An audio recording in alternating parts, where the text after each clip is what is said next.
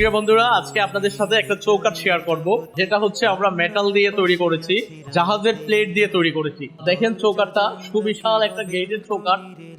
গেটে সাধারণত সবাই চৌকাঠ দিবে এটা চিন্তা করে না, বা এটা না করারই বিষয়, কারণ গেট যেহেতু বিশাল বড়, ওইখানে মজবুত কিছু দেওয়ার চেষ্টা করে। তো আমরা মজবুত হিসাবে বেছে নিয়েছি এরকম বড়সড় মানের চৌকাঠ, যেটা আমরা জাহাজের প্লেট দিয়ে করেছি। একটা বিষয় খেয়াল করেন আপনারা, আগেকার এই ধরনের চৌকাঠ গুলো কাঠ দিয়ে তৈরি করা হতো, মোটা মোটা গাছ দিয়ে কাঠ তৈরি করা হতো, কাঠের পরে চৌকাঠ তৈরি করা হতো, এরকম খাদ করা হতো, কাঠ কেটে খোদাই করে এরকম গ্রুপ তৈরি করা হতো যেখানে পাল্লাগুলো লাগবে।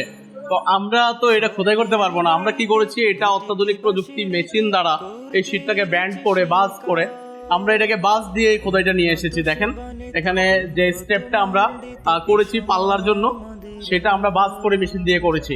তো দিন শেষে আপনারা যারা এখন নতুন লেজার কাটিং হোক বা আদার্স অন্যান্য গেট তৈরি করেন না কেন, এরকম একটা চৌকাঠ ব্যবহার করার চেষ্টা করবেন। চৌকাঠ ব্যবহার করার ফলে আপনারা একটা দরজা বেশি দিন ইউজ করতে পারবেন বা একটা গেট বেশি দিন ইউজ করতে পারবেন।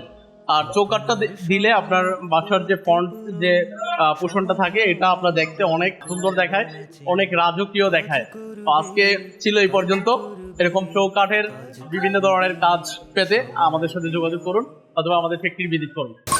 আর বি লেজার কাটিং